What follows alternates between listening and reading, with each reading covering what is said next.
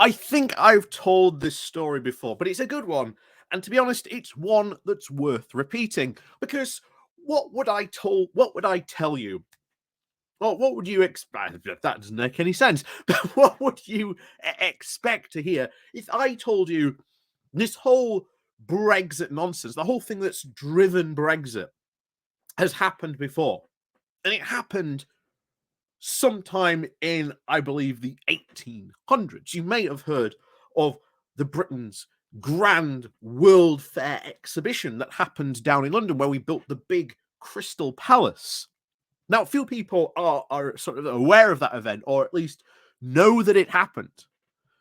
But even fewer people realize the actual politics that was going on behind the scenes, that was the driver to make that World Fair happen, and the consequences of that World Fair, and what would go on to happen in the future. Now, to do a quick TDR, and we must do a proper video on this at some point. I must do one, but we'll get to that eventually. So, the quick TDLR of what happened was you had these trade free market fundamentalists who were like, look, if we put our tariffs to zero, then everyone else in the world will follow. It will be fantastic. It'll be free trade for everyone. It'll be wonderful. And they started hammering on this brand new libertarian ideals that were in at the time. They hammered this. They managed to even convince, at the time, Queen Victoria's husband, Albert, to come and join their faction. He was even booed out of Parliament at one point when they defeated one of their original bills, because he was sitting up in the public gallery and he was booed out. So what happened? Well, we have to convince people. We have to convince people that our ideas are going to be good, that this is going to be a big success. What do they do? Oh, we'll have this big fair to show how wonderful British industry is. And it happened, and then this bill passes. They put all their tariffs to zero. 6 years later, that's how long it lasted. 6 years later, this has proven to be an absolute disaster for farmers. So they have to undo all this and restart a whole new ton of stuff things. But this whole entire libertarian ideology basically failed back then and was never really taken seriously. Even now, the roots of this whole libertarian ideology that we see from Liz Truss date back all the way back to then. And you may remember me saying zero tariffs. We've heard that before. Who from? Well, the Brexiteers. And look who is now panicking more about these new trade deals, about joining the Pacific Partnership. Who more than farmers?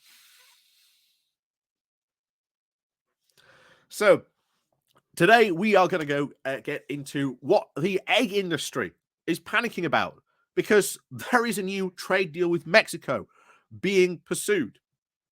As you may remember, we've talked about potential brewing rebellion over this, led by none other than Grant Shapps, which will be proved to be very, very interesting. So let's go diving into this to find out more about these problems that the egg producers of the UK are worried about. So before we do that, though, please do remember to click on the like, share, and subscribe button. And, of course, down below, there are links to my Patreon page and one of donation link called Buy Me Coffee, where you can, well, buy me coffee. And, of course, as always, thank you very much to all those people who do help and support the channel that way. And, of course, on with the on today's show, as we say. So this comes from Farmers Weekly with the title of Packers Fear an Influx of Caged Eggs from Mexico with New Trade Deal.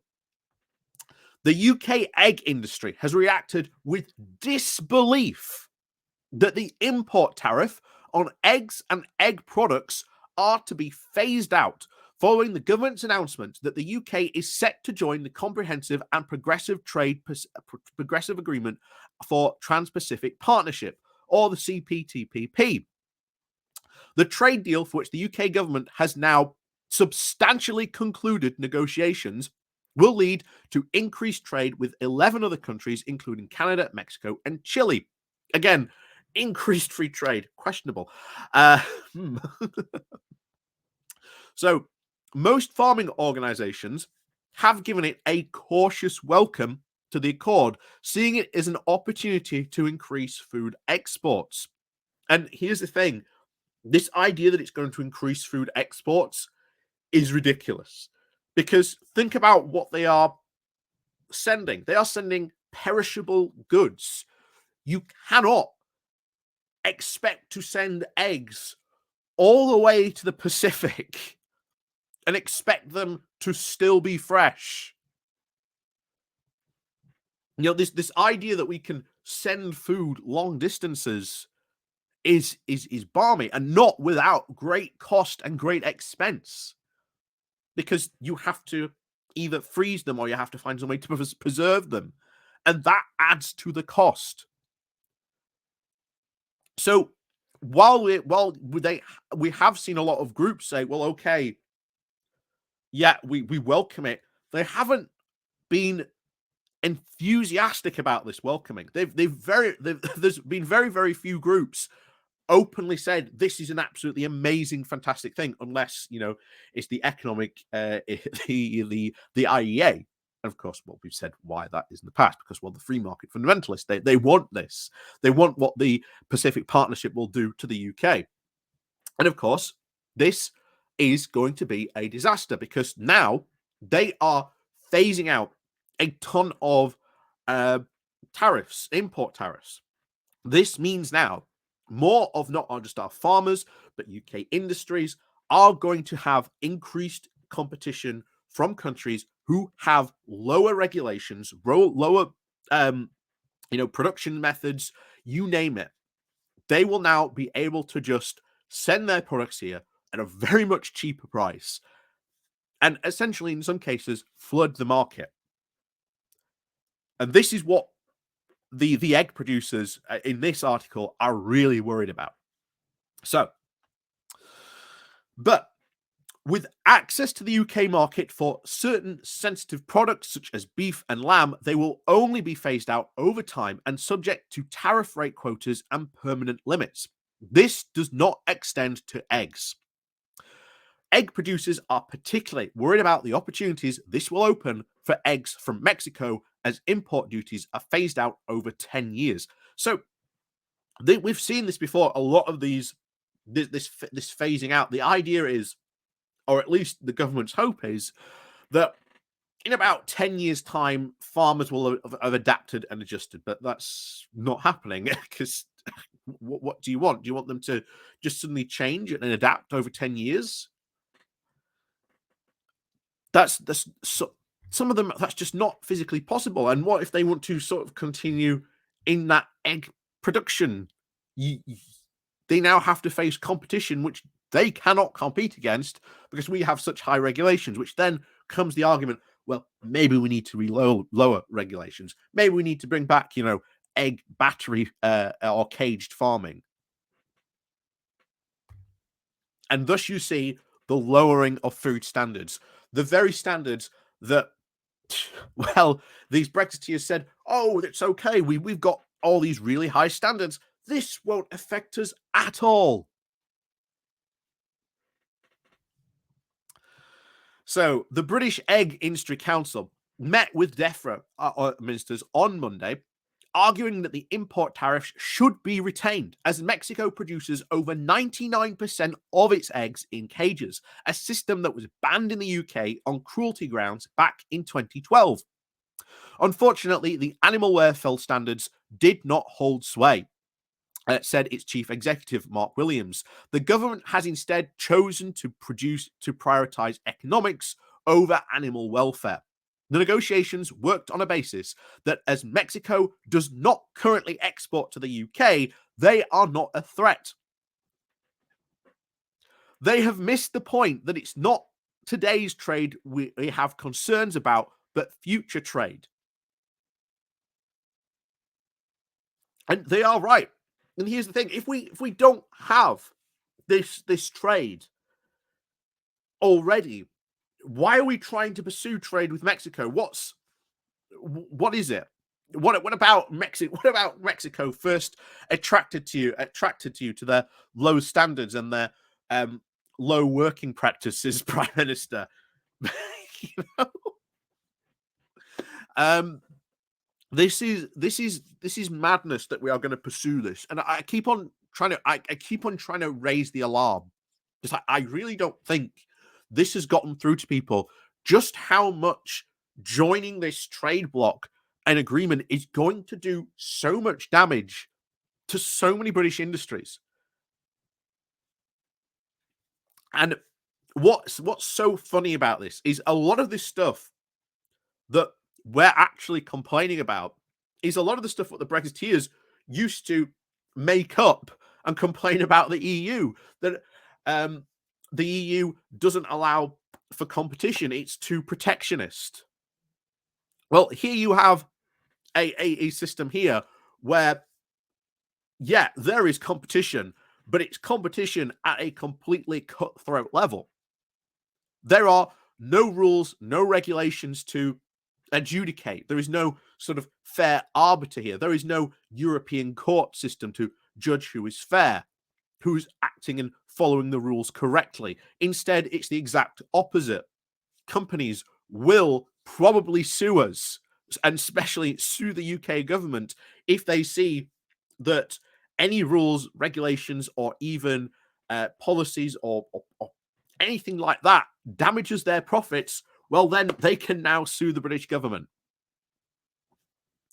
And we have seen countries do this. We have seen Canada be the most aggressive use of these industrial dispute relations. You know, these Canadian companies have gone full bore, even in some cases where the case we mentioned just a couple of weeks ago in Colombia, where the Colombians had concluded that due to the environmental impact assessment report, it was not wise to have this gold mine because it would be so detrimental to the environment. So the Canadians sued them and then got the permission to build it anyway, even though their own environmental protection agency had said, no, this is not really something we should be doing if we're trying to protect the environment.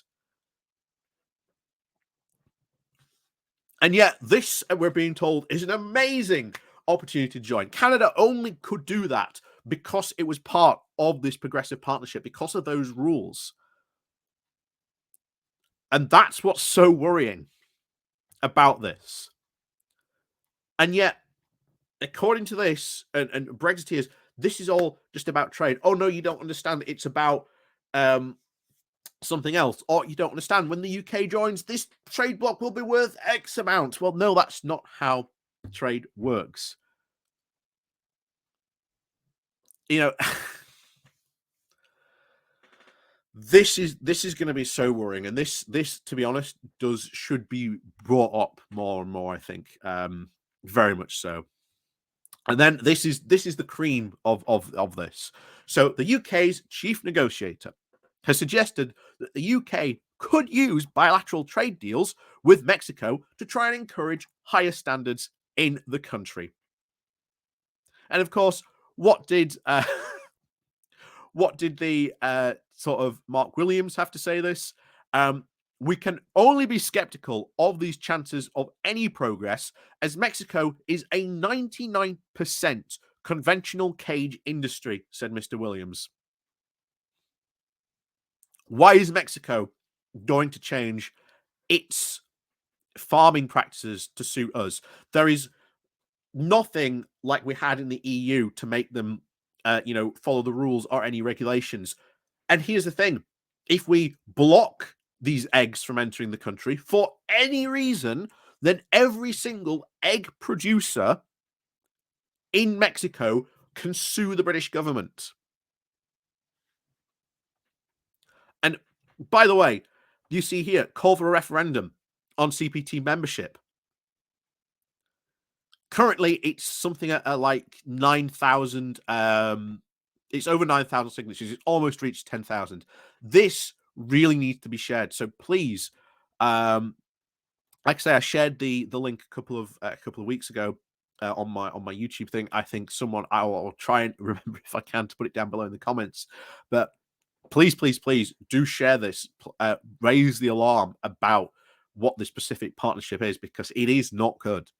The idea of joining it as being a big economic benefit, certainly not. The idea that it's a foreign policy win, it is absolutely not, because again, it's based on the entire principle that we can somehow keep China out of joining it. You know, and there's like, oh, don't worry, South Korea might join. Yeah, might join. They still haven't made their mind up if they are going to.